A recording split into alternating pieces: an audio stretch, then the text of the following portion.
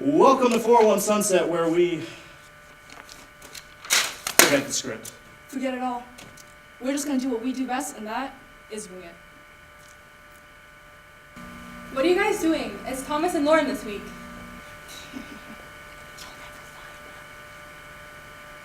We should probably use like one of the bigger lighting kits to get like a really big spotlight. That's Right. what I was thinking. Yeah. Oh no. Man. Folks, what is this? Damn it! Why did you talking about the door? That wasn't my fault. You closed it on me. Why the door closed? What are we gonna do now? What do we do? We don't have time for this. Quiet on set. 5, 4, 3. What's up, 401 viewers? I'm Sanjay Maru. And I'm Vy, and we're your hosts for the second week in a row. There have been a lot of unfortunate happenings in the city lately, but you know what? Let's focus on the good. Why don't you give a little reach out?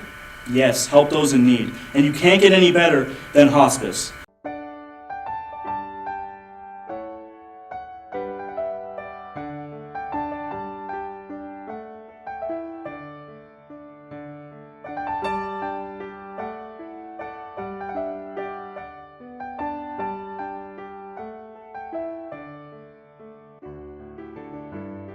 Well, hospice is a service for our community here in Windsor and Essex County that provides support for people that are going through a life-altering illness.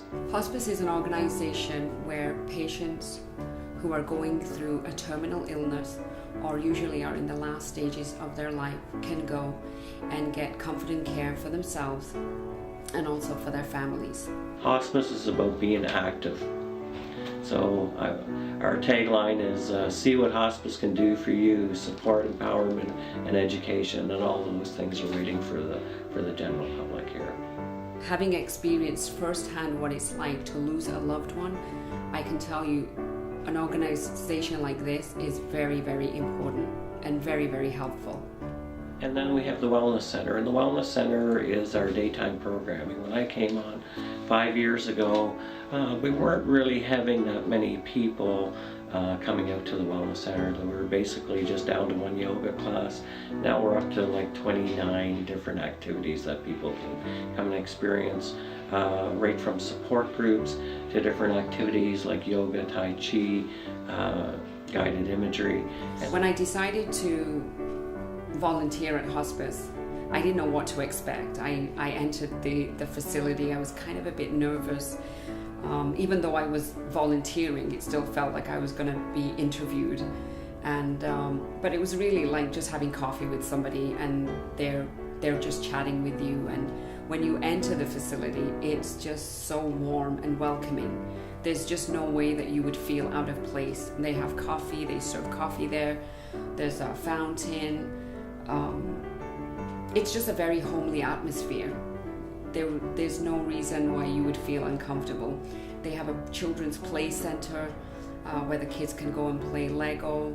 And then we have a lot of social events that we put on. I always find that regardless of what we're going through in life, people still want to have fun. Volunteers are a big part of running the show. I volunteered thinking that I'm going to be helping them, and although I was helping them, they were helping me. They're so appreciative of the fact that you're even there, bringing a smile to their face, helping them, giving them your time. And not only is it the patients that are appreciative, it's also the staff. The staff are so appreciative of your time and what you're doing to give back to the community. It's so easy to become a volunteer as well. I mean, all you have to do is call the main number, and they'll pretty much guide you through the whole process, which is not a difficult process at all. The main thing is that you do need a police clearance, and once that's done, you're pretty much good to go. And any time that you can offer them is great, whether it's 1 hour a week or even a couple of hours a month. I mean, you don't even have to go every week. You can just go whenever you can.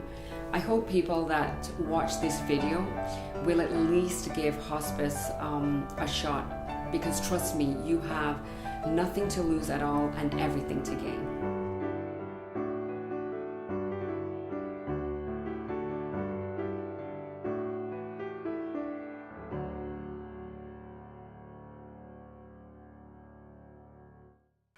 Hospice really does provide for a city, but we have some good of our own right here on campus. The Delta Zeta sorority members frequently donate their time to nonprofit organizations in Windsor. Sounds fun. Maybe I should join. You know it's only for girls, right? You really don't know what a sorority is, do you? No, I don't. But what is it exactly? Well, let's find out.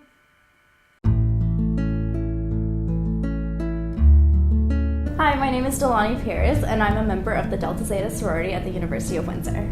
Hi, my name is Eileen Chen, and I'm a third-year environmental science student here at the University of Windsor, and I am a member of Delta Zeta. The Delta Zeta sorority is an international sorority that was founded at Miami University in Oxford, Ohio, in October 24, 1902. The sorority focuses on three main pillars, which are academics, philanthropy, and sisterhood. So 6 different women came together, so they wanted something for women, and so they came up with a constitution, and they got a professor, and then Delta Zeta was born.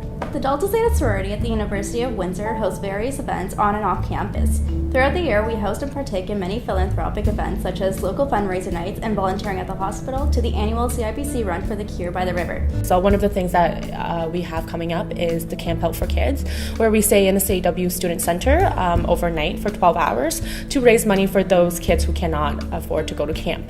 My name is Rebecca Westlake, and I'm the Public Relations Chair of the Delta Zeta sorority here at the University of Windsor. Today we're actually making Valentine's Day cards. We're making them for our professors and university staff, just to say Happy Valentine's Day and kind of a little pick-me-up for those that need it come midterm season. The sorority also has a green initiative called Pink Goes Green. Events we do include the annual tree planting in Windsor and regular street cleanups on our street, which we adopted on University Avenue. We usually help with downtown mission, and we help out wherever we can. We're very involved people. I can't name all the events that we've done, but we've had quite a few. I became a member of Delta Zeta in 2012. A member approached me, and she really encouraged me to come out to their recruitment events that they had. So I went out to a few of them, and I really bonded with the sisters immediately. They were very nice, kind, caring girls.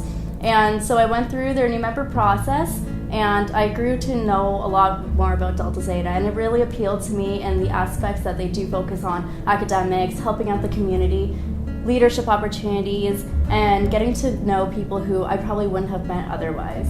So I was thinking about just things that I can get involved with. I saw a group, I know someone messaged me, they're like, hey, are you interested in being in this sorority?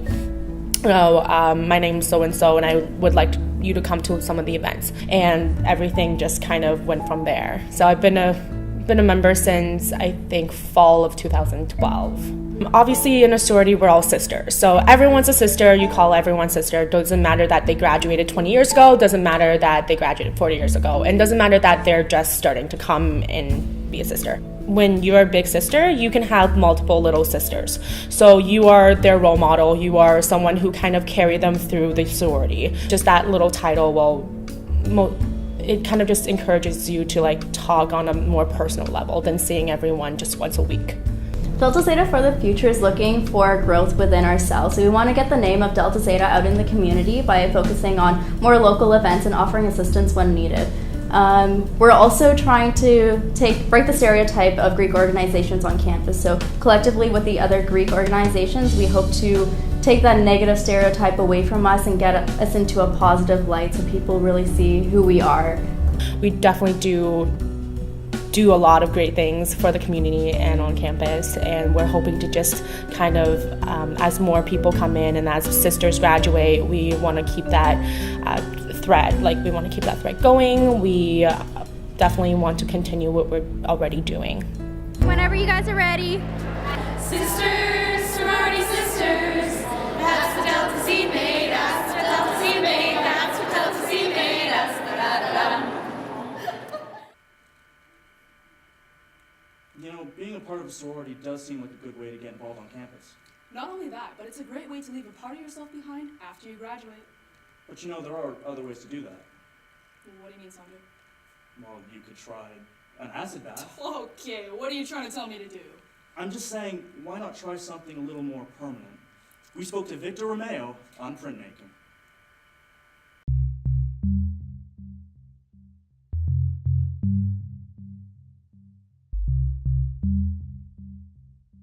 My name is Victor Romeo. I'm a sessional instructor at the School of Creative Arts at the University of Windsor. What is intaglio printmaking? It's a process that involves the etching or the creating of an image onto a hard surface, and that surface usually being copper or zinc. There are a number of ways of creating line work in the metal surface, either through etching or engraving, or using sharp utensils to create different kinds of images. And then those images are then printed, usually through a press, using a variety of different inks and different methods. Examples of intaglio printmaking are engraving, dry point, etching, mezzotint, probably the most popular methods of working. It starts off with an idea, usually in the form of a sketch, and then that sketch is transferred onto the metal plate, and once that image is resolved on the metal plate, it's then, depending on the method, if you're producing an etching, you would submerge that plate into an acid bath where lines and images are created on that surface, and then ink is rubbed into those recessed lines, and then put through a press, and then that ink is transferred onto the paper. We're surrounded with different forms of printing, even though intaglio is only one method of printmaking.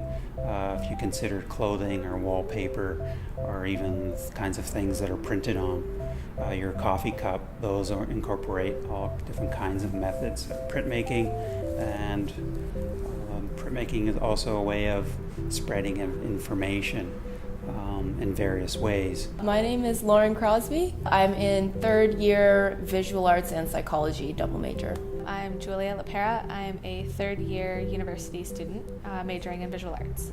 Some of the challenges I have faced in printmaking are making sure that my prints come out even every time. There's always that little flaw that you always want to fix. Probably the whole new process altogether. I've never done any of the acid type things. So it would be the whole process of everything that's different. Some of the things I've accomplished are 2-color printing and viscosity rolls, which is something that I learned recently. I think I've made pretty nice pieces of art that are different format from what I'm used to. I usually draw. Printmaking, I've definitely accomplished something else in a different field. My favorite thing about printmaking is the process. It's really repetitive and easy to kind of just get in the swing of it and punch out a bunch of prints. My favorite thing about printmaking would probably be the outcome of the work after you carve it, because when you carve it into the plate, you don't know how it's going to turn out, and it's really nice to see the outcome. I dislike how messy it is. It's a lot of work to clean up and make sure that everything stays clean for your final prints. I dislike the amount of time it takes. It's a very long process that takes weeks at a time to do. I hope to be able to become a better printmaker overall, just have some really nice high quality prints that I could potentially sell or distribute. I hope to expand my knowledge in different fields of visual arts and just improve my overall creativity. Intaglio is just one very old method of printing, but really it's about the dissemination of information. Printmaking has also, in the development of printmaking, has gone hand in hand with the development of the written language as well. Yes, I'll join a printmaking class. You can't even draw, though. Okay, well, if printmaking and sororities won't accept me, then I guess I'll have to have fun somewhere else, like the dodgeball tournament that happened recently. The Chinese Student and Scholar Association recently held a free dodgeball tournament, which was open to anyone to participate. 1, 2, 3. ISS! Woo!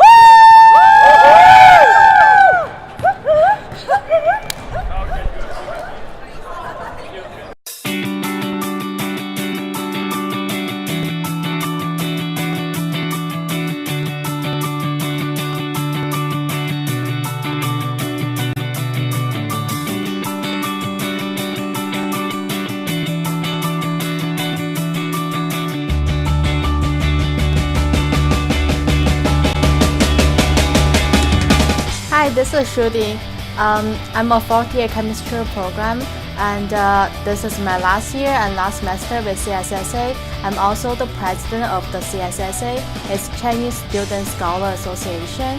It's a club under UWSA, and we are just trying our best to work with all other people and all other clubs to give all the benefits and all we can do for providing the Chinese students and all other people at the University of Windsor. So our promotion is we have a dodgeball tournament for everyone. It's open to everyone, and we also invited all the clubs under UWSA to join us. My name is Jaslyn. I'm the president of International Student Society. So I'm now in the Master of Management program in Human Resources Management. So my name is Muslima Timbaki, or people tend to refer me to as Missy, as it's easier to remember. I'm a master's student here at the University of Windsor studying sports management.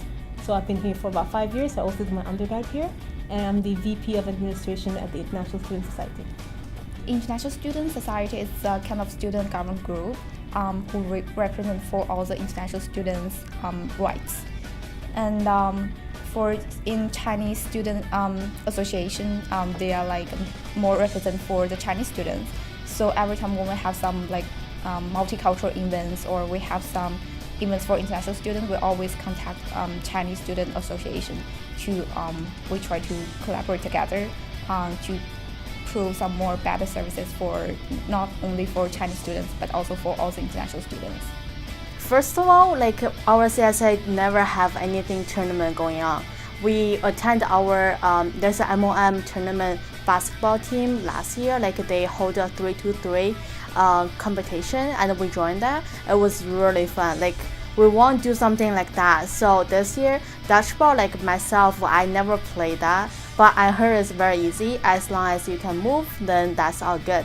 I think it's a good opportunity for our executive team to like play together and have fun together. Just to build a team dynamic within the International Student Society, as well as just have some fun and meet other teams that are also participating at the dodgeball tournament, and just gives it a day of exercising and just, releasing some stress from all the schoolwork, midterms, and exams that are coming up as well. So this idea actually comes from one of the VP, and he came up with this idea that asked me, what do you think? I'm like, yeah, that sounds perfect. Like first game of this semester, the winter semester, that would be a good start. And so we start preparing at the beginning of the semester, and all the contamination for the UWSA with the St. Dennis and with our team to prepare this event. This tournament is totally free, and we also give out the prizes as well. Like we have raffle tickets going on, and we have a 4 tickets for free giveaway for audience. And the first place, who's the champion of the dodgeball game, will also get some prizes as well. And actually on our Facebook, you can find us on the Facebook, University of Windsor Chinese Student Scholar Association Facebook.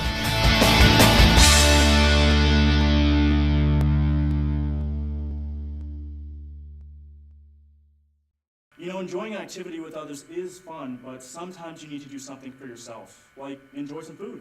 Great idea. And if you don't know where to go, let us help you out. 안녕, Windsor, everybody.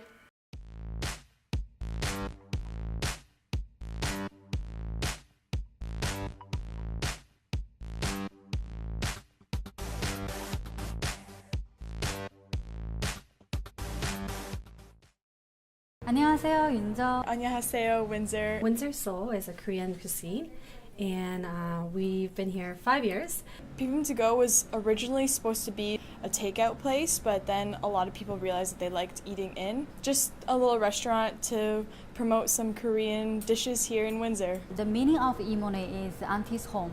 The purpose we made the name is to make our customer feel like home, so that they can feel comfortable when they enjoy the food here. We sell traditional food, some fusion with Japanese, and also we do Korean barbecue. We specialize in like bibimbap, so it's just a bowl of rice, and then on top is an assortment of 6 vegetables, and then your choice of protein. Other dishes we have here are an appetizer called tteokbokki, and that is rice cakes and a little bit of fish cake on it. And another really popular dish here is the pork bone soup. We have many different Korean food, including barbecue, different soup, sushi, and diverse appetizer and other traditional Korean food. We have a lot of variety of dishes. We have appetizer, which is tteokbokki, and it's a street food of Korea. And we also have kimbap, which is Korean roll. It's a Korean sushi, you would say, but it's more like a sesame oil base. And we do have noodle dish. And we also offer miso soup and 5 different side dish with your meal. And we do have soup dishes. We have a lot of dessert. Shaved ice. It's Korean cold dessert because Korea is very hot. Shaved ice is called patbingsu, and you can get it with either red beans or coffee flavor. Also, if you like a fruit, we do have fruit shaved ice. We do have 2 different options here for the bibimbap. You can get it in a regular bowl or in a stone bowl. Basically, the stone bowl is a heated bowl, and it keeps your meal really warm and crisps the rice on the bottom. In order to make our customer to get a view and understand Korean culture, we set up the table in a traditional way. A lot of people, they enjoy Korean food who never tried Korean food before, so bibimbap is good for them. And we also have different dish like bulgogi and pork and chicken here, so for people who like meat. So different choice for you. So the specials we have, if you have any birthdays, you can come by and we kind of give you a complimentary dessert, which is like a Korean little cake. And we also, if you like, you can take a Polaroid picture to be in part of our birthday boards. And also, if you are looking for a lunch special, we do have lunch special during weekdays. We gave 10% off for students who have valid student card. About a year ago, a lot of customers, they been asking about if we have Korean accessories or Korean supplies, and we decided we looked into K-pop socks. K-pop is Korean pop, and it's has a lot of singers and boy group, girl group. Hallyu is a culture fusion with modern entertainments and different food, and I think it has grown because of popularity of Korean drama or Korean entertainments. Bibimbap is one of the most traditional dishes in Korea, and we find that if we bring it to Windsor, then maybe we can bring a little part of Korea to Windsor. And we are contributing to in Hallyu in a way because we are away from Korea, and we sometimes we play K-pop in our restaurant. 한국 문화나 한국 음식을 좋아하시는 여러분, 저희 가게를 방문하시고 맛있는 음식도 드셔보시고 좋은 시간 보내시길 바랍니다. 감사합니다. 고맙습니다. 감사합니다. I'm always up for delicious food, and as you can see, I had a great time sampling everything. That stir-fried kimchi rice was so good. But enough about food. We got guests. Here we have Fixed Legend in studio. Introduce yourselves, guys. I'm Paul. I play drums. I'm Steve Diziel. I'm the singer and the guitarist. Jeff Cameron. I play the bass. And the title of your band, Fixed Legend, is pretty unique. Just tell us a little bit about that. Well, when it was time to find a name, we noticed there's a lot of band names out there that are like made up of 2 random awesome words. Wolf Parade, Arcade Fire, Vampire Weekend. So we've just started finding words, sticking them together. Fixed Legend wasn't the last one we came up with, that's the one we kept going back to. That's a pretty interesting origin that you're talking about. So I'm a little curious then about like how you guys got started. Like what's with your sound and everything? Well, I started playing about 3 years ago, and kind of found my own sound, just started singing and started writing, and then I met up with Jeff, who we had a great bass line for, and then I really didn't think of my friend Paul, who I've known all my life as a drummer. He's been in a couple metal bands, and my style of music is exactly very heavy, but he ended up putting a lot of technique and just, what would you spazzed it up for you. He spazzed it up for me, and then it all came together, and it's just a really different sound with Jeff and the bass, and using it also as an electric guitar, using his effects pedals, so it makes it work. It's a little different. And we look forward to hearing that sound in just a bit. And I just want to ask you, tell us about your next album, your next show. What do you guys have coming up for us? Well, our artist back there who did our beautiful banner behind us, she has a artist co-op group on, I think it's Ottawa Street or something like that. Anyway, we're playing on March 14th there for basically all the artists. So March 14th, I believe it's a Saturday night. Come out and enjoy our sound. We'll be playing probably for about an hour or so. Yeah. All right, Saturday, March 14th, guys. In just a little bit, Fixed Legend will perform for us inside the 401 Sunset Studio. Don't go anywhere. Ladies and gentlemen, Fixed Legend.